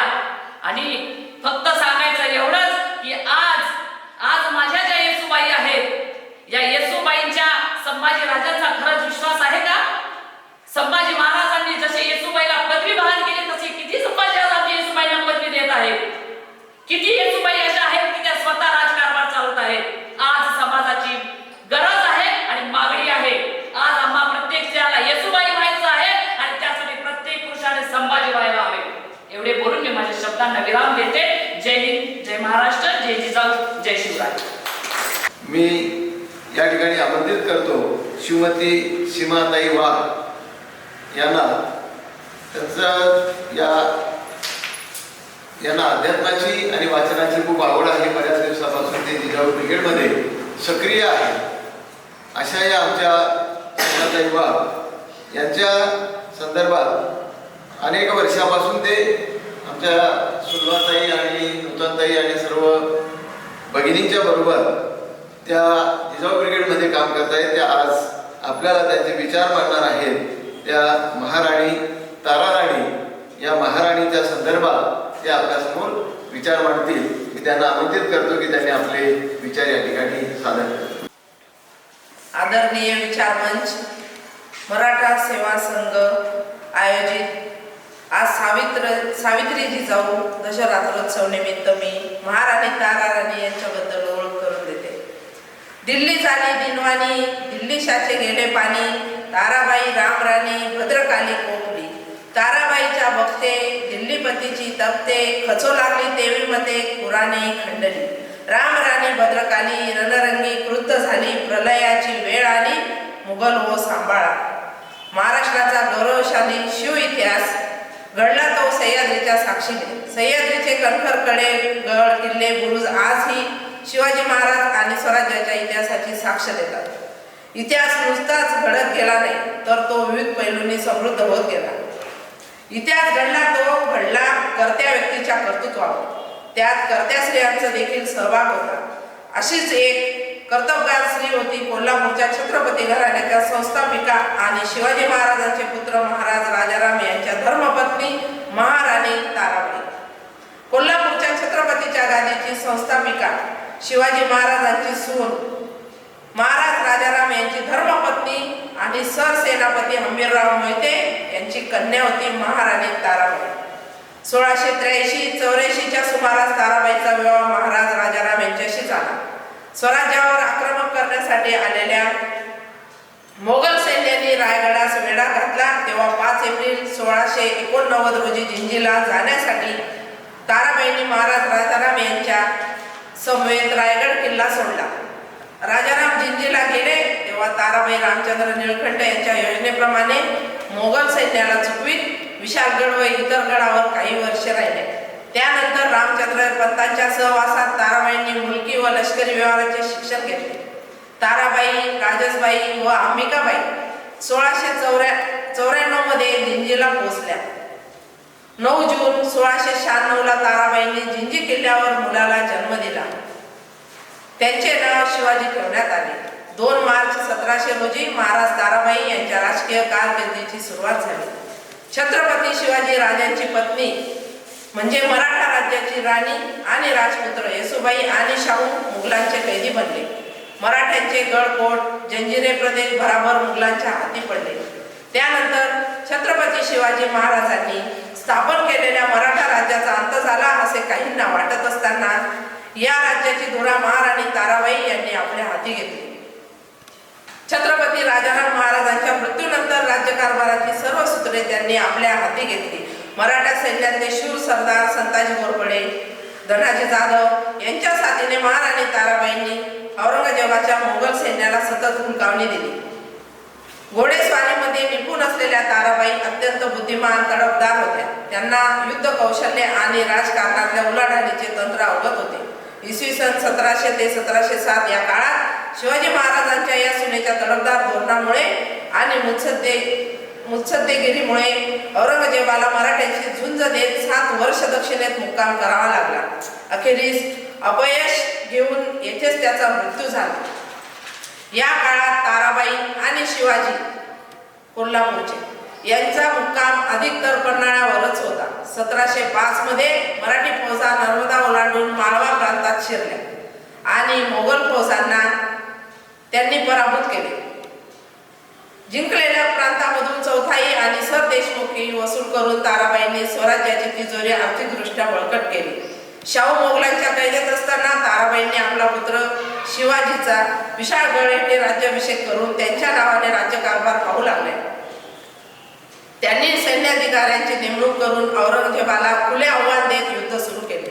1705 मध्ये मराठ्यांनी पन्हाळा मोगलांकडून जिंकून घेतला. त्यानंतर ताराबाईने पन्हाळा ही मराठा राज्याची राजधानी घोषित केली. दक्षिणेतील मोगलांच्या सैन्याचे बळ कमी व्हावे म्हणून त्यांनी उत्तरेत व पश्चिमेकडे चढाई केली. 1700 ते 1707 पर्यंत मोगलांनी घेतलेले बहुतेक गड ताराबाईंनी परत मिळवले. औरंगजेबचा मृत्यू झाल्यानंतर शाहू महाराज मोगलांच्या कैदेतून सुटून स्वराज्यात परत आले. ते दोतया नसून खरे शाहू आहेत याची खात्री ताराबाईंनी करून घेतली. त्यानंतर शिवाजी महाराजांचे खरे वारसदार आपणच आहोत असा दावा शाहू महाराजांकडून करण्यात येऊ लागला. 12 ऑक्टोबर 1707 रोजी खेड कळस येथे ताराबाई व शाहू महाराज यांच्यात लढाई झाली. ताराबाईच्या ताब्यात असलेले गड शाहू महाराजांनी मिळवले. ताराबाईच्या पक्षातील योद्धे बाळाजी विश्वनाथ, चंद्रसेन जाधव, उदाजी चव्हाण, कान्होजी आंग्रे, खटावकर यांच्यासारखे मातब्बर सरदार मंडळींना शाहू महाराजांनी आपल्या बाजूला वळवून घेतले. 1714 मध्ये राजाराम यांची दुसरी पत्नी राजसबाई यांनी आपला मुलगा संभाजीला पन्हाळा येथे छत्रपतीच्या गादीवर बसवले. ताराबाईचा मुलगा शिवाजीचा 1727 मध्ये बंदिवासातच मृत्यू झाला. त्यानंतर पेशव्यांच्या मध्यस्थीने ताराबाई व शाहू यांची भेट झाली. तेव्हा शाहू महाराजांनी त्यांना सन्मानाने वागवले. त्यानंतर ताराबाई सातारा येथे राहण्यासाठी गेल्या. 1749 पर्यंत तिचे आणि शाहूचे संबंध चांगले राहिले. आपला नातू रामराजा याला दत्तक घ्यावे म्हणून ताराबाईंनी शाहूंचे मन वळविले. शाहूच्या मृत्यूनंतर बाळाजी बाजीरावांनी रामराजाला साताऱ्याच्या गादीवर बसवले. त्याला आपल्या हातातले बाहुले करून सर्व सत्ता स्वतःच्या हाताने घेण्याचा ताराबाईंनी प्रयत्न केला. परंतु रामराजा पेशव्यांच्या सल्ल्याने वागत आहेत हे पाहताच त्यांनी तो खरा वारसदार नाही असे जाहीर करून एक नवीनच प्रश्न उपस्थित केला. 1750 मध्ये साताऱ्यात असताना ताराबाईंनी रामराजास कैदेत टाकले. दमाजी गायकवाड आणि नसीरजंग निजाम यांच्या साहाय्याने त्यांनी साताऱ्याचा कारभार आपल्या हाती घेऊन पेशव्यांशी सामना सुरू केला. पेशव्यांनी ताराबाईशी गोडी गुलामीने वागून रामराजाला ताब्यात घेण्याचा प्रयत्न केला. अखेर पेशव्यांनी ताराबाईंना कैद करण्यासाठी सैन्य पाठवले आणि त्या पेशव्यांना शरण गेल्या. 1760 मध्ये संभाजीच्या मृत्यूमुळे पुन्हा वारस हक्काचा प्रश्न उपस्थित झाला. या थोर महाराणीचा 9 डिसेंबर 1761 रोजी अंत झाला. जय जिजाऊ, जय शिवराय. दिल्ली झाली दिनवाणी, दिल्लीशाचे गेले पाणी, महाराणी ताराराणी भद्रकाली कोकणी. अशा या महाराणी ताराराणींनी तेवढा प्रचंडचा संघर्ष केला. हे संघर्षाचंच फलित असं होतं की मोगल सल्तनत, ज्याला आपण म्हणू मोगलशाही, की मोगलशाहीला सुद्धा नेस्तनाबूत करण्याची ताकद एका महिलेमध्ये होती. हे ताराराणीने आम्हाला इतिहासातून दाखवून दिलेलं आहे. अशा ह्या ताराराणींचा इतिहास आमच्या शिवमती सीमाताईंनी अगदी सहजरित्या आणि सोप्या भाषेत तुम्हाला आम्हा सर्वांसमोर उघडून दाखवला. त्याबद्दल मराठा सेवा संघाच्या वतीने आजच्या या सावित्री जिजाऊ दशरात्रोत्सवाच्या निमित्ताने मी त्यांचे विशेष आभार मानतो. आणि यानंतरच आपल्या होळकर घराण्याच्या स्नुषा, ज्यांचा फार मोठा इतिहास हा फक्त महाराष्ट्रातच नाही तर मध्य प्रदेश, तर इकडे मध्य प्रदेशच्या बाउंड्री तिकडे नेपाळपर्यंत त्यांचा इतिहास पोहोचलेला आहे. अशा या महाराणी अहिल्याबाई होळकरांचा इतिहास सांगण्यासाठी मी आमंत्रित करतो आदरणीय शिवमती नूतनताई पाटील. जय जिजाऊ. राजमाता राष्ट्रमाता माझी जिजाऊ यांना अभिवादन करते. आणि गेल्या 3 जानेवारीपासून सावित्रीबाई फुले जन्मदिवस ते 12 जानेवारी राजमाता राष्ट्रमाता माझी जिजाऊ यांचा जन्मदिवस आम्ही साजरा करीत आहोत. आणि त्यातच मी आज अहिल्याबाई होळकर, खरोखर आपल्या महाराष्ट्राला क्रांतिकारी स्त्रियांची गौरवशाली परंपरा लाभलेली आहे. त्यामध्ये राजमाता जिजाऊ असतील, सावित्रीबाई फुले असतील, ताराराणी असतील, येसूबाई असतील, किंबहुना रुग्णांची सेवा करणारी पहिली स्त्री डॉक्टर रुक्मतबाई राऊत असतील, मुक्ता साळवे असतील. खरोखर यांचं अतिशय महत्त्वाचं स्थान आहे. आणि अशा या गौरवशाली क्रांतिकारक अहिल्याबाई होळकर 18व्या शतकामध्ये शिक्षणाला काय पण माणसातल्या माणुसकीला सुद्धा पारख्या झालेल्या या समाजाला स्त्रियांची एक सैन्याची फौज यांनी तयार केली. आणि या तयार करणाऱ्या अहिल्याबाई होळकर यांचा जन्म नगर जिल्ह्यामध्ये 31 मे 1725 रोजी झाला. वडील माणकोजी शिंदे आणि आई सुशीलादेवी. बघा, त्या समाजातल्या रीतिरिवाजाप्रमाणे त्यांचं सुद्धा वयाच्या 18 वर्षी लग्न झालं. आणि लग्न खंडेराव होळकर यांच्याशी लग्न झाल्यानंतर त्या सासरे आहेत. त्यांचे सासरे मल्हारराव होळकर अतिशय कर्तबगार, उदार आणि शूर मल्हारराव होळकर. त्यांनी आपल्या सुनेचे गुण हेरले आणि त्यांनी त्यांना लेखन वाचन असेल, दांडपट्टा चालवणं असेल, राज्यकारभाराचे धडे देणं असेल, न्यायनिवाडा करण्याचं असेल, हे सारे शिक्षण त्यांनी आपल्या सुनेला दिले. आणि दिल्यानंतर त्यांनी ज्यावेळेस हे सगळे शिकून तयार झाल्या आणि खंडेराव त्यावेळी फक्त वय 29 वर्ष वय होतं. आणि 29व्या वर्षी त्यांना लढता लढता वीरमरण आलं. बघा, अहिल्याबाई होळकर विधवा झाल्या आणि त्या काळी सती जाण्याची पद्धत होती. कारण सती जाणं हे धार्मिकदृष्ट्या पण पवित्र मानलं जायचं त्या काळी. पण ज्यावेळेस मल्हारराव होळकर या रूढी परंपरांच्या अगदी विरोधात होते आणि त्यांना आपल्या सुनेच्या हाती हा पूर्ण राज्यकारभार द्यायचा होता, म्हणून त्यांनी त्यांना सती जाण्यापासून परावृत्त केलेलं आहे. आणि त्यांनी मी तर म्हणे त्या काळातही खरोखर धाडसी पाऊल असेल की सती न जाणं. एवढ्या धाडसी या अहिल्याबाई होळकर होत्या. त्याच्यानंतर बघा, पहिले खंडेराव होळकर गेले, म्हणजे नवरा गेला, पाठोपाठ सासरे पण गेले आणि नंतर एकुलता एक मुलगा मालेराव हेही गेले. बघा केवढं मोठं दुःख. पण तरी सुद्धा त्यांना काय सांगितलं त्या काळी की एवढं दुःख तुमच्या वाट्याला आलं आहे, तुम्ही काशीला जाऊन पाप ख्याल करा ना. पण अहिल्याबाई होळकर पुरोगामी विचारांचे होते. त्यांनी त्यांचा जो विश्वास सेवक होता तुकडोजी होळकर, त्या तुकडोजी होळकरला त्यांनी दत्तक घेतलं आणि जो राज्यकारभाराची घडी जी विस्कटलेली होती ती घडी त्यांनी व्यवस्थित बसवली. त्याच्यानंतर इंदोरला असताना त्यांना असं वाटलं म्हणून त्यांनी इंदोरवरून आपला राज्यकारभार माहेश्वर या गावाला त्यांनी आणलं. कारण माहेश्वरला जो वस्त्रोद्योग आपण म्हणतो तो वस्त्रोद्योग भरभराटीला आणण्याचं काम या अहिल्याबाई होळकरांनी केलेलं आहे. त्यांनी त्या कामगारांना सगळ्या सुखसोयी उपलब्ध करून दिल्या आणि मोठा वस्त्रोद्योग त्यांनी माहेश्वरला सुरू केलेला आहे. आता बघा, मालेरावांचा मृत्यू तर झाला, मग आता हे इंदूरचं होळकर घराणं याचा वारस कोण? नियमानुसार वारस म्हणून अहिल्याबाई होळकरांना चालणार नव्हतं. तसं पाहिलं तर स्वतः सगळ्या गोष्टी प्रजाहित दक्ष आणि सगळं असल्यानंतर सुद्धा हा प्रॉब्लेम त्या ठिकाणी आलेला असताना अहिल्याबाईंनी ठरवलं, कारण कोणापुढे शरणागती पत्करायची नाही हा त्यांचा महत्वाचा गुण त्यांच्या अंगी होता. आणि म्हणूनच त्यांनी राज्यकारभार स्वतःकडे ठेवला. आणि हेच नेमकं त्या काळी जे दिवाण होते त्यांचे गंगोबा गंगाधर यशवंत चंद्रचूड उर्फ गंगोबा हे त्यांचे दिवाण विश्वासू.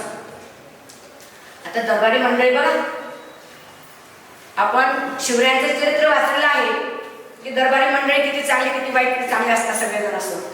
आणि तसंच या दरबारी मंडळींना वाटलं एक स्त्री आणि काय राज्यकारभार करणार, अशी मोठी अटकळ त्यांना दरबारच्या मंडळींना वाढत होती. पण ती अहिल्याबाईंनी खोटी ठरवली. आणि हा गंगोबा नेमका राघोबादाला पेशव्यांना जाऊन मिळाला आणि त्याचे सन्मान साधलं बरोबर राघोबादालाशी आणि त्यांना इंदूर बळकवण्यासाठी प्रोत्साहित केलं. हे अहिल्याबाईंना कळालं.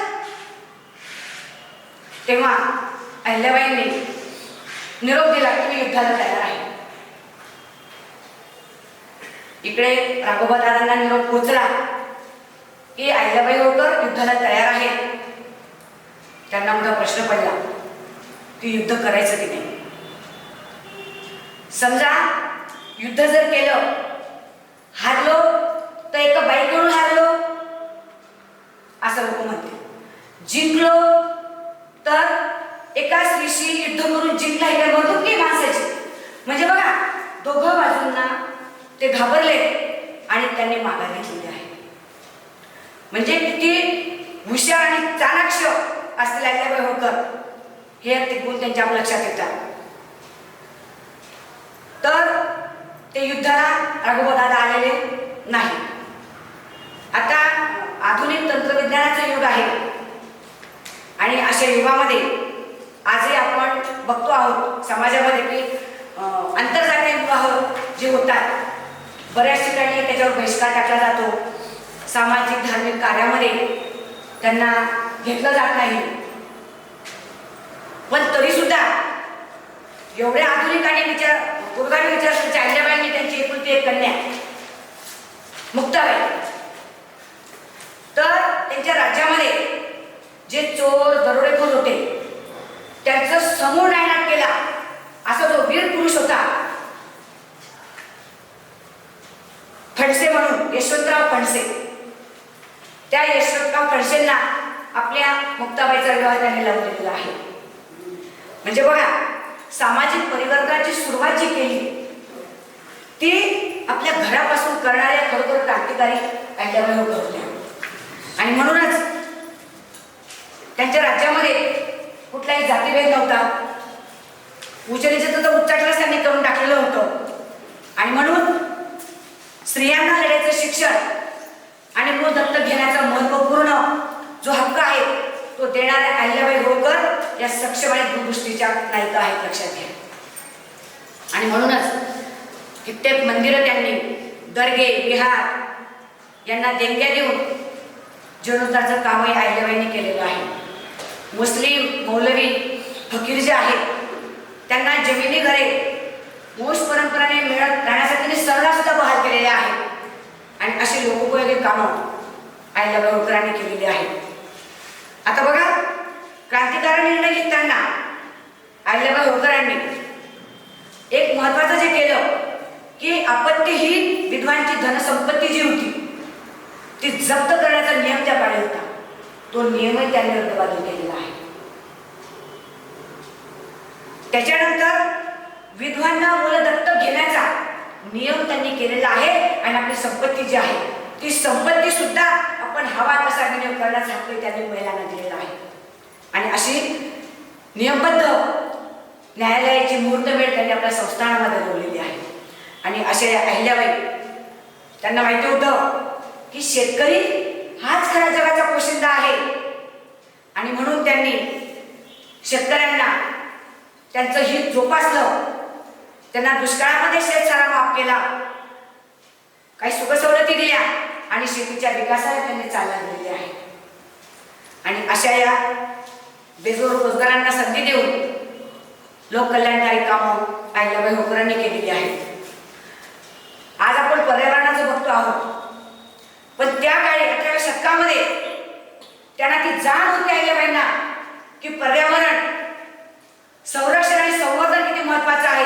आणि म्हणून त्यांनी रस्त्याच्या दुतर्फा झाडं लावली आणि ज्या पडीत जमिनी होत्या त्या ठिकाणी त्यांनी वृक्ष लागवड केलेली आहे.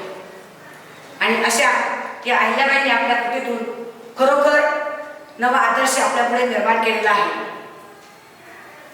प्रत्येक क्षेत्रामध्ये अहिल्याबाईंनी आपला ठसा उमटवलेला आहे. आजची स्त्री देखील प्रत्येक क्षेत्रामध्ये आपला ठसा उमटवते आहे. पण आज मला एवढं सांगावंसं वाटतं आजच्या स्त्रीला की तू यावं अशा उन्हाळ रस्त्यावर, तू यावं अशा उन्हाळ रस्त्यावर, तू यावं या शोषितांच्या माध्यमातून, या शोषितांच्या माध्यमातून आज अर्थ येऊ दे तुझ्या जगण्याला. आज अर्थ येऊ दे तुझ्या जगण्याला. तू बनावा निराधारांचा आधार, तू बनावा निराधारांचा आधार, तू बनावं श्रीमुक्तीची मशाल, तू बनावं श्रीमुक्तीची मशाल. मोडून पायंडा पिढ्या पिढ्यांचा, मोडून पायंडा पिढ्या पिढ्यांचा तू निर्भीड व्हावं. शोधून तुझ्या अस्तित्वाला तू सावित्री व्हावं. घेऊन खंबीर नेतृत्व तू अहिल्या व्हावं, तू राजमाता जिजाऊ व्हावं. हेच मी आज सांगेन.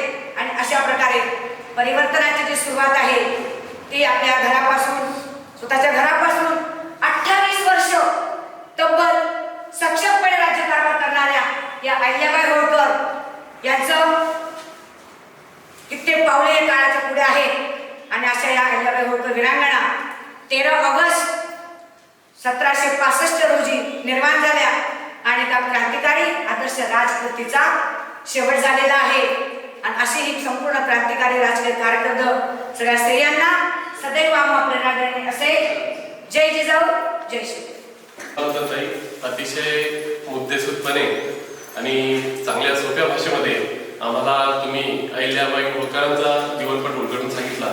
कारण अहिल्याबाई होळकरांचा आज वास्तुरचनेचा जर विचार केला तर पूर्ण जगामध्ये आज त्या नदी घाटांचा असेल किंवा धर्मशाळांचा असेल, पूर्ण जगात त्या वास्तुरचनेचा अभ्यास केला जातो की तिथपर्यंत पाणी पोहोचतं कसं आणि पाणी पोहोचल्यानंतर परत ते रिपर्क्युलेशन करून ते परत स्वच्छ होतं कसं. पण बरेचसे आज आपली संशोधकी मंडळी त्या कामात लागलेली आहे. सांगायचं तात्पर्य एकच की एवढ्या मोठ्या या अहिल्याबाई होळकरांचं कार्य सुद्धा आज उजाळा, त्या कार्याला उजाळा देण्याचं कार्य आपण या चरित्र आपल्या या दसऱ्याच्या निमित्ताने करत आहोत. त्याबद्दल मला सेवा संघाच्या म्हणजे मनापासून अगदी आभार व्यक्त करतो की चांगला उपक्रम त्यांनी इथे राबवला. आणि यानंतर ज्यांचे विचार अतिशय म्हणजे प्रभावीपणे अगदी ज्याची ओघवती शैली की समोरच्याला अगदी मंत्रमुग्ध करून टाकते, प्रभावित करून टाकते, असे आपले प्रभावी वक्ते आदरणीय प्राध्यापक डॉक्टर सदाशिव सूर्यवंशी सर यानंतर पुढचं चरित्र उलगडून सांगणार आहे. आणि ते चरित्र आहे डॉक्टर बाबासाहेब आंबेडकरांना शेवटपर्यंत अगदी खंबीरपणे साथ देणाऱ्या माता रमाईंचं. मी डॉक्टर सूर्यवंशी सरांना आमंत्रित करतो की त्यांनी रमाईंचं चरित्र जन्माचं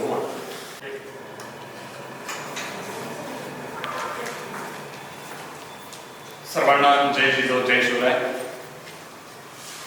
माझं सर्वस्व गेलं तरी माझं काहीच गेलं नाही, मात्र माझी पुस्तकं गेली तर माझं सर्वस्व गेलं असे म्हणणारे खऱ्या अर्थाने या विश्वाला आपल्या विचारांनी प्रेरित करणारे, या देशाला संविधान बहाल करणारे डॉक्टर बाबासाहेब आंबेडकर आणि त्यांच्या विचारांप्रती त्यांच्या पाठीमागे खऱ्या अर्थानं ठामपणे उभं राहून बाबासाहेबांना आयुष्यभर साथ देणाऱ्या माता रमाई यांना प्रथमतः या ठिकाणी अभिवादन करतो. स्वातंत्र्यपूर्वीचा काळ गावखेड्यातल्या जीवाने कोकणात रत्नागिरीच्या शेजारी असलेलं वनगाव नावाचं छोटंसं गाव आहे. भिकू धत्रे नावाचा एक व्यक्ती त्या ठिकाणी राहतोय. आपल्या गावापासून बाजाराच्या ठिकाणी माशांच्या टोपल्या वाहण्याचं काम करतो. आजारपणाचा त्रास होतो. घरात 4 लेकरं आहेत, पत्नी आहे. पत्नी आजारपणात खितपत पडलेली आहे आणि अशा अवस्थेत स्वतःला उभं राहणं किती महत्वाचं आहे. एक पुरुष म्हणून, एक घरातला चालक म्हणून त्यांची ती भूमिका तेवढी महत्वाची होती. 4 लेकरं, मोठ्या मुलीचा विवाह झालेला, दापोलीला मोठी मुलगी गेलेली आहे आणि घरात राहिले 2 लहान लेकरं आणि एक छोटीशी रमा.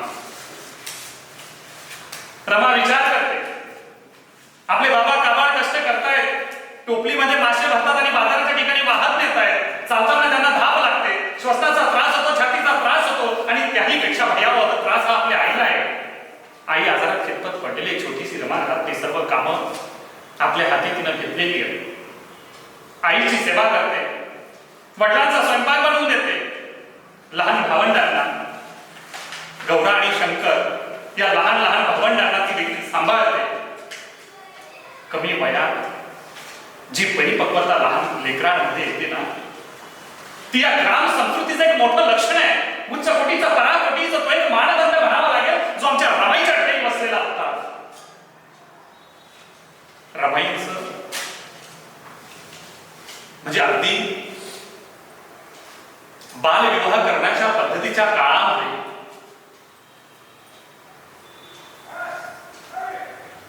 त्यांचं जे काही वय उभरत होतं, मुलगी आता लग्नाची होणार, काही दिवसांमध्ये तिचं लग्न करावं लागणार, ही सारखी चिंता वडिलांना सतावत होती. आणि त्या क्षणी आई रमाला म्हणते की बेटा, तुला ज्यावेळेस तू सासरी जाशील, माझा तुला एक संदेश आहे, माझी तुला शिकवण आहे. ज्या घरात जाशील त्या घरातल्या सर्व ज्येष्ठांच्या, तुझ्या समवयस्क असतील, तुझ्यापेक्षा लहान असतील, प्रत्येकाचं मन जिंकणं तुझं कर्तव्य असणार आहे. आणि आपल्या घरातल्या सर्व जबाबदाऱ्या आपल्या खांद्यावर पेलताना स्वभाव हा मायाळू असावा, आदरयुक्त असावा, स्वाभिमानी असावा आणि भूमिका ही त्यागाची असावी. आईची शिकवण आहे. आईला श्वसनाचा त्रास होतोय आणि आपल्या मुलीच्या या शिकवण देण्याच्या कालावधीत लहानशी लेकरं आहे, त्या लेकरांचा सांभाळ कर, माझ्यानंतर तुला त्यांचा सांभाळ करायचा आहे. जणू काही आई आपल्या लेकीला म्हणजे रमाला ही शिकवण देत होती. आणि अशा स्थितीमध्ये रमाची आई रमाला सोडून आधीच वडील आजारपणात, तब्येत त्यांची खंगते आणि हे खंगलेलं शरीर घेऊन देखील त्यांचं कामाचं नेहमीचं दररोजचं सर्व काही सुरू आहे. आणि तशात पत्नी गेली, त्यांना दुःख हे अनावर. लहान लहान लेकरं काय करावं, कामाच्या ठिकाणी त्यांना देखील त्रास होतोय, वेदना होतात, आजार दिवसेंदिवस वाढत चाललाय आणि जीवाभावाची पत्नी गेली, त्यांचं देखील निधन झालं. अगदी बाल वयामध्ये रमा वावरते आणि तिच्यापेक्षा अगदी लहान लहान भावंड आहेत, गौरा आणि शंकर. काय करायचं यांचं? धाय उठून रमा रडते, परंतु लहान भावंडांना आपल्याला सांभाळायचंय, त्यांना आधार द्यायचाय, त्यांच्यासाठी आई व्हायचंय, त्यांच्यासाठी बाबा व्हायचंय. म्हणून रमा स्वतःला सावरते आणि धीर देते, लहान लहान आपल्या भावंडांना आधार देते. आणि त्याच वेळेस रमाचे काका त्या ठिकाणी येतात, रमाचे मामा त्या ठिकाणी येतात. काका आणि मामा रमाला मुंबईच्या ठिकाणी असलेले जे ते भायखळा नावाचं उपनगर आहे, त्या चाळीमध्ये रमाचे जे मामा राहत होते, मामा रमाला आणि दोघं तिच्या लहान भावंडांना घेऊन गेले. भायखळाच्या त्या चाळीमध्ये रमा राहते आणि मामींना जशी आईला मदत करायची तशी त्या ठिकाणी मामींना मदत करते. मामी गौऱ्या थांबायला जातील तर त्यांच्यासाठी गौऱ्या थांबायला त्यांच्या समेत जाते, आपल्या भावंडांना सांभाळते. मामाची जी काही लेकरं होती त्यांच्यामध्ये खेळते, त्यांना सांभाळते, घरात स्वयंपाकासाठी मामींना मदत करते. म्हणजे आपल्या वयापेक्षा जबाबदारी पेलण्याचं जे कसर होतं ते लहानपणीच रमाच्या ठाई बसलेलं होतं. आणि इकडे रामजी सुभेदारांनी आपल्या लेकरासाठी लग्नाची तयारी सुरू केली. आपल्या लेकरासाठी एखादी स्वज्वळ सुसंस्कृत अशी मुलगी बघावी जी आपल्या घराचा सांभाळ करू शकेल. आणि त्यांची फिरस्ती सुरू झाली. नाशिक असेल, घाटमाता असेल, कोकण असेल अशा ठिकाणी मुली पाहण्याचा त्यांचा उपक्रम सुरू झाला. आणि त्यांना बातमी कळाली की भाईकड्याच्या या ठिकाणी अशी एक कन्या आहे. आणि त्या ठिकाणी जे काही गोविंदपूरकर नावाचे मामा रमाचे होते त्यांच्या घरापर्यंत रामजी सुभेदार येऊन पोहोचले. त्यांनी पाहिलं, मुलीला पाहिलं, रमाला पाहिलं आणि सर्व बातमी त्यांना कळाली की तिची आई बाबा गेले, लहान भावंडांना ती सांभाळते, कामात हुशार आहे, मुलीमध्ये वेगळी चुणूक आहे आणि काहीतरी करून दाखवण्याची धमक तिच्यात आहे. आणि रामजी सुभेदार यांना या गोष्टी भावल्या.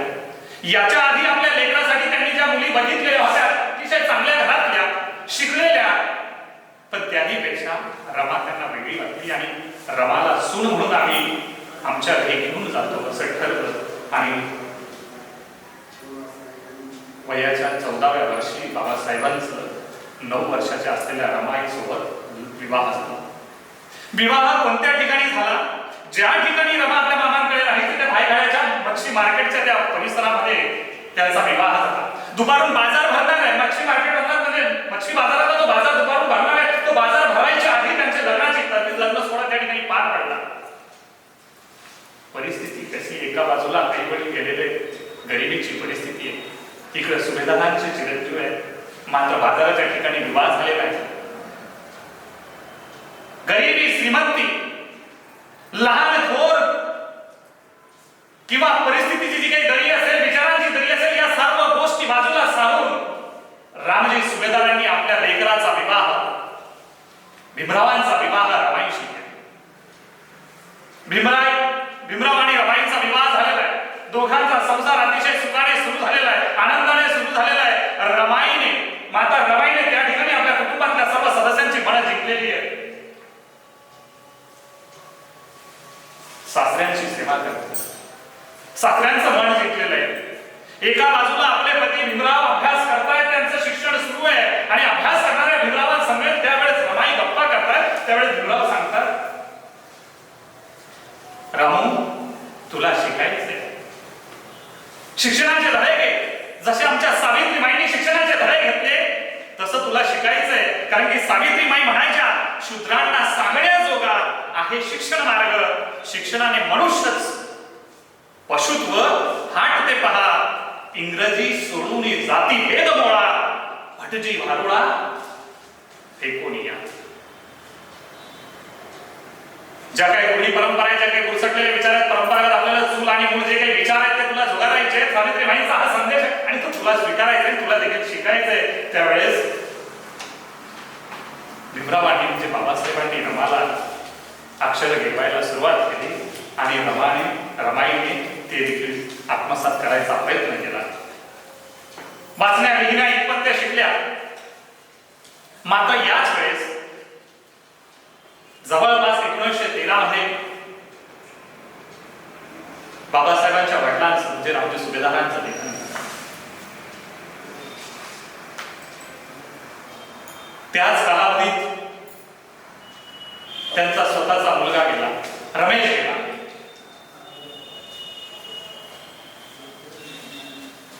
पुन्हा इंदू गेली. असे दिवस जात होते, संकटावरून संकट जात होत होती. 5 अपत्ये झाली, मात्र त्याच्यातलं एक दगावत होतं. आणि अशाच परिस्थितीमध्ये ज्या डॉक्टर बाबासाहेब आंबेडकरांनी विदेशात शिक्षणासाठी आपला मार्ग पत्करलेला होता, विदेशात शिक्षणासाठी गेलेले, आणि इकडे रमा अतिशय गरिबीचं हलाखीचं जीवन जगते.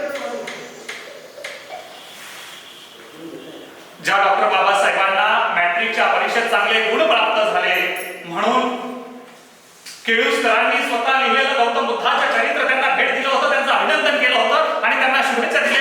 त्या दिवसापासून खऱ्या अर्थानं बाबासाहेबांच्या जीवनाला कलाटणी मिळाली, एक विचाराचा मार्ग त्यांना हाती लागलेला होता आणि तिथून खऱ्या अर्थानं जे काही सामान्य वैद्येच्या वाट्याला आलेले जे काही जगणे ते आपल्याला बदलायचे.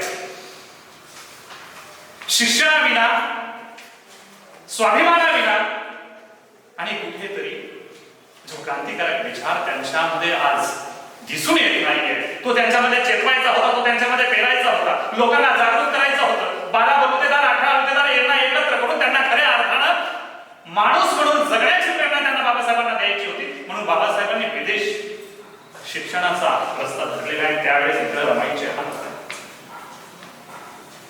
रमाईचा मुलगा गंगाधर आजारपणात पडतोय. रमाईचं दैनंदिन जीवन असं सुरू होतं की गवऱ्या थापायच्या, शिवाय बॅरिस्टरची पत्नी आहे म्हणून सूर्योदयाच्या आधी गवऱ्या थापायच्या, रात्री 8 वाजेनंतर गवऱ्या थापायच्या आणि दादर ते माहीम रस्ता आपल्या लेकराला यशवंतला घेऊन रमाई फेरफटका मारायच्या आणि त्या ठिकाणी इंधन जमा करायच्या. अशी त्यांची जी काही अवस्था होती, जे काही त्यांचं रोजचं जे काही जगणं होतं ते खूप हलाखीचं होतं. इकडे परिस्थिती बिकट आहे. बाबासाहेब विदेशात आहेत आणि इकडे गंगाधरची तब्येत खराब झालेली, आजारपणात गंगाधर शेवटच्या घटका मोजतायत. त्यावेळेस रमाईला काय करावं सुचेन असं झालं. मग बाबासाहेबांचे जे काही मित्र होते त्यांच्या मित्रांनी काही पैसा त्यांच्यापर्यंत देण्याचा प्रयत्न केला, पैसे जमा केले, रमाईजवळ ते द्यायला आले. मात्र त्यावेळेस रमाईंनी त्यांचे धन्यवाद व्यक्त केले, आभार मानले आणि ते पैसे परत केले. स्वाभिमानी रमाई. रामजी सुभेदारांची मी सून आहे, माझे पती बॅरिस्टर, त्यांचं नाव मी पाळतोय, विदेशात शिक्षणासाठी गेले आणि मी कुणाकडून पैसे घ्यावे हे या स्वाभिमानी मनाला म्हणजे रमाईंना तेवढं रुचलं नाही. त्यांनी ते पैसे परत केले, धन्यवाद व्यक्त केले. मात्र 2.5 वर्षाचा हा कालावधी वयाचा झालेला असताना, उपचारासाठी पुरेसे पैसे नसताना लेकराचं निधन झालं. काय माऊलीचं काळीज असेल, माऊलीच्या मनाची काय हलत झाली असेल ती रमाईची त्यावेळेस होत होती. आणि एवढंच नाही, ज्या वेळेस त्यांचं निधन झालं, गंगाधरचं निधन झालं, अंत्यविधीसाठी शेवटच्या क्षणाला त्या लेकराला कफन म्हणून नवा कपडा विकत घेण्या म्हणून घरात पैसे नाही.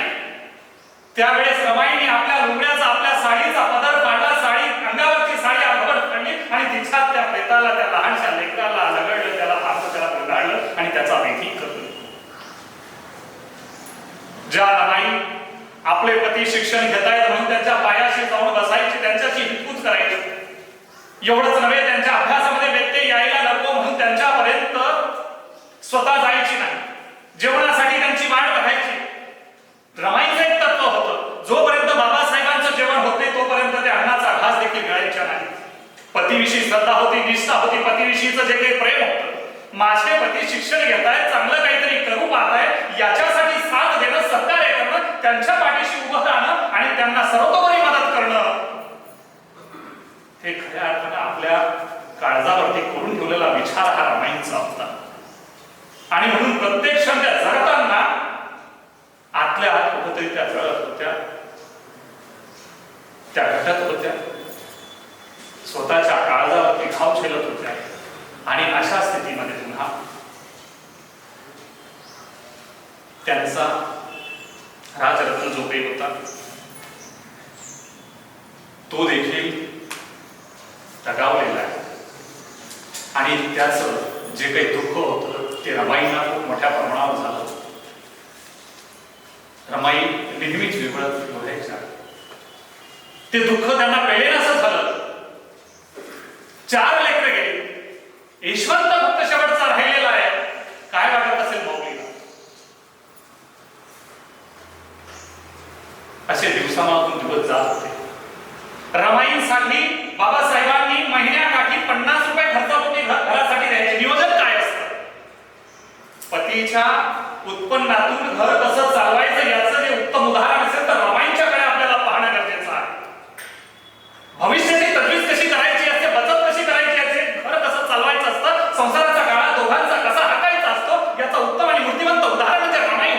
महिन्याकाठी 50 रुपये जे खर्चापोटी बाबासाहेब रमाईने द्यायचे, रमाई 30 पुड्या बांधून घ्यायच्या, 1.5 रुपयाची एक पुडी असायची आणि दर दिवसाला तेवढ्या 1.5 रुपयाच्या व्यतिरिक्त जास्तीचा खर्च होऊ नये असं दररोजचं दैनंदिन जे काही जगणं होतं खर्चाच्या बाबतीत होतं ते रमाईचं जगणं होतं आणि त्याच्यातलं महिन्याकाठी कमीत कमी 5 रुपये वाचले पाहिजेत आणि ते आपल्या पुन्हा घरातल्या खर्चासाठी किंवा आपल्या पतींच्या हातून मदत म्हणून ते आपल्याला कसे देता येतील हा प्रयत्न रमाईचा नेहमी असायचा. हा विचार पुढे घेतलेला आहे आमच्या लाल बहादूर शास्त्रींनी. शास्त्रीजींनी ज्यावेळेस आपल्या पत्नीला सांगितलं होतं की मी जे महिन्याकाठी तुला 50 रुपये पाठवतो त्याच्यात तुझं भागतं का, त्यांच्या पत्नीने देखील तेच सांगितलं होतं की दर महिन्याला आपलं 40 रुपये घराचं वाटतंय, 10 रुपये उरतात, 4 महिन्यापासून मी 40 रुपये वाचून ठेवले. आणि त्यावेळेस शास्त्रीजींनी अर्ज केला की मला 50 रुपये पगाराऐवजी घर खर्चासाठी लागणाऱ्या 50 रुपयाची माझा पगार महिन्याला 40 रुपये करण्यात यावा. ही प्रामाणिकता, ही उत्कंठता, ही समर्पणाची भावना, ही त्यागाची भावना जी होती ती या माऊलीमध्ये होती, रमाईमध्ये होती. स्वतःचं आयुष्य आपल्या पतीसाठी देण्याची ज्यावेळी भूमिका असते ना ती खऱ्या अर्थानं 2 वेगवेगळी व्यक्तिमत्व असते. मात्र त्याच्यातून या जगासाठी या विश्वासाठी सिम्बॉल ऑफ नॉलेज म्हणून ठरलेले बाबासाहेब, ज्या बाबासाहेबांना खुद्द छत्रपती शाहू राजांनी भेटायला जावं, विदेशातून बहुजनांचं लेखरू दलितांचं लेखरू ज्यावेळेस शिक्षण घेऊन आलेले त्यावेळेस शाहू महाराज ज्या परळच्या 10x10च्या खोलीमध्ये राहत असणाऱ्या बाबासाहेबांना भेटायला ज्यावेळेस गेले, लुंगी लावून बसलेल्या परळच्या 10x10च्या खोलीत बाबासाहेब बसले असताना त्यांना निरोप जातो की शाहूराजे तुम्हाला भेटायला आलेले. त्यावेळेस बाबासाहेब खाली उतरतात, त्यांच्या मागे राजांच्या मागे मुलांचा घोळका. बाबासाहेबांनी पाहिलं की खुद्द राजे मला भेटायला आले. त्यावेळेस बाबासाहेब त्या शाहू महाराजांना सांगतात की महाराज आपण राजे आहात, आपण मला भेटण्यासाठी का आलात, मला निरोप पाठवला असता, मला संदेश दिला असता, मी तुमच्यापर्यंत भेटीसाठी आलो होतो. त्यावेळेस शाहू महाराज म्हणतात औदार्याची भूमिका असणारा हा राजा म्हणतोय, बहुजनांचा राजा म्हणतोय बाबासाहेब माझी चिंता मिटली, तुम्ही शिकलात माझी चिंता मिटली. अहो तुम्हाला संदेश पाठवला असता, तुम्ही माझ्या भेटीसाठी आला असता, हे तुमचं म्हणणं जरी असलं मात्र तसं होणे नाही.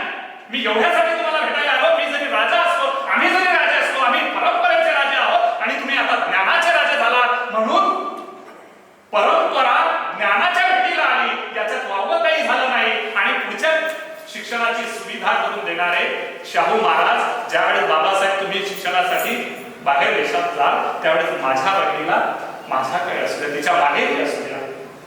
त्यावेळेस बाबासाहेबांचे उद्गार होते, बहुजनांनी आपल्या कातळीचे जोडे शिवावे की राजाच्या पायात घालावे तरी देखील त्या राजाचे उपकार भेटणार नाही. या राजाने माझ्या पत्नीला स्वतःची बहीण मानावं आणि बहीण देखील त्याच ताकदीची, त्याच गुणवत्तेची, त्याच संस्कारांनी प्रेरित झाली, त्याच संस्कारांनी, त्याच अगदी विचारांनी उभी राहिलेली, आपला संसाराचा गाळा ओढणारी आणि आपल्या पतीला साथ देणारी, आपले पतीच नाही तर या देशाला एक वेगळ्या उंचीवरती नेणाऱ्या व्यक्तित्वाची पत्नी म्हणून कसं उभं राहावं याचं मूर्तिमंत उदाहरण म्हणजे रमाई मासाळी. ज्यावेळेस कोणतंही आंदोलन असेल, 14 आंदोलन असेल किंवा इतर जे काही आंदोलन मोर्चे असतील, या सर्वांमध्ये सहभागी व्हायची इच्छा रमाईंची देखील राहायची. मात्र बऱ्याच गोष्टी त्यांना सांभाळायच्या असायच्या. त्यांच्या भेटीगाठी, बाबासाहेबांच्या भेटीगाठीसाठी येणाऱ्या लोकांसाठी त्यांची कामं निवडून घेणं, त्यांची भेटीगाठीची वेळ किंवा बाबासाहेबांची त्यांची भेट घडून आणणं, या सर्व गोष्टी रमाई करत होत्या. म्हणजे एकाच वेळेस घर सांभाळणं आणि बाबासाहेबांच्या कार्यकर्तृत्वामध्ये आपल्या मदतीचा हात देणं हे रमाईचं नित्याचं होऊन गेलेलं होतं. आणि तो दिवस उजाडला 26 मे 1935.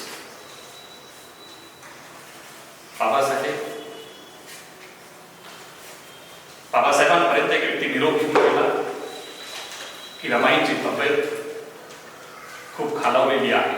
बाबासाहेब धावत घरी आले. जिने आयुष्यभर माझ्यासाठी सर्व काही केलं, माझ्याकडनं काही मागितलं नाही.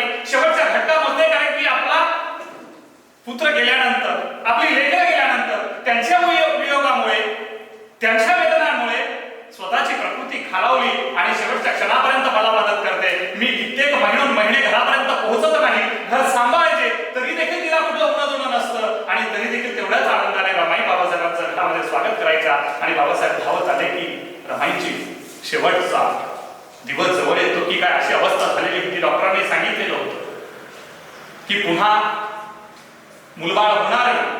हे बाबासाहेबांनी रमाईंना सांगितलेलं नव्हतं. म्हणून रमाई देखील त्यांना विचारायचं, तुम्ही बाहेर एवढे दिवस का असतात? माझ्यावर काही नाराज आहात का? मात्र ज्या काही गोष्टी होत्या बाबासाहेब त्यांना सांगू शकत नव्हते आणि त्यांची तब्येत दिवसेंदिवस खालावत होती. 26 मेचा तो दिवस होता आणि त्यावेळेस संध्याकाळचे सूर्यास्ताला गेलेला होता आणि इकडं रमाई अंथरुणावरती खितपत पडलेला आहे. त्यावेळेस बाबासाहेब विचारतात, तू माझ्यावर नाराज तर नाही ना? तू या वेदनेने खितपत पडलेली आहेस, तुला वेदना होत आहे, तब्येत खराब आहे, तुला काहीच होणार नाही, मी आहे तुझ्या सोबतीला. ते आधार देत आहेत, धीर देत आहेत. मात्र त्याच वेळेस रमाई बाबासाहेबांना धीर देत आहेत, साहेब म्हणतायत आणि सांगतायत की माझ्या पश्चात माझ्या यशवंताला सांभाळ. हीच परिस्थिती 17व्या शतकात झालेली होती. जवळपास 1659च्या वेळेस ज्यावेळेस अफजल खान स्वराज्यावरती चाल करून येतोय असं शिवरायांना बातमी कळाली आणि शिवराय ज्यावेळेस प्रतापगड जवळ करत होते त्यावेळेस सईबाई साहेबांची शेवटची भेट घेतलेली होती. त्यावेळेस सईबाई साहेबांचं हेच विधान होतं, राजे शंभू बाळाला सांभाळा. आणि तेच विधान या ठिकाणी रमाई करतात बाबासाहेबांना, साहेब आपल्या यशवंताचा सांभाळ करा.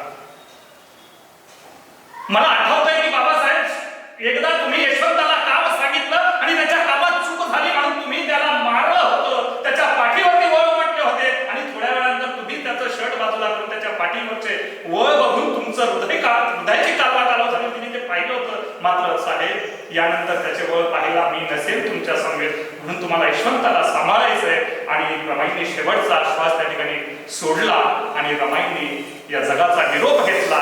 म्हणजे जेवढं त्यांचं आयुष्य होतं बाबासाहेबांसाठी, या देशातल्या कर्तबगार पुरुषासाठी, या जगाला विचार देणाऱ्या पुरुषासाठी त्यांनी जे काही समर्पित केलं, त्याग, समर्पण आणि कर्तव्य पारायण काय असतं याचं मूर्तिमंत आणि उच्च विचारांचं उदाहरण म्हणजे रमाई मासाहेब होत्या. त्यांच्या विचारांना आपण या ठिकाणी अभिवादन करूया आणि थांबूया. जय जिजाऊ.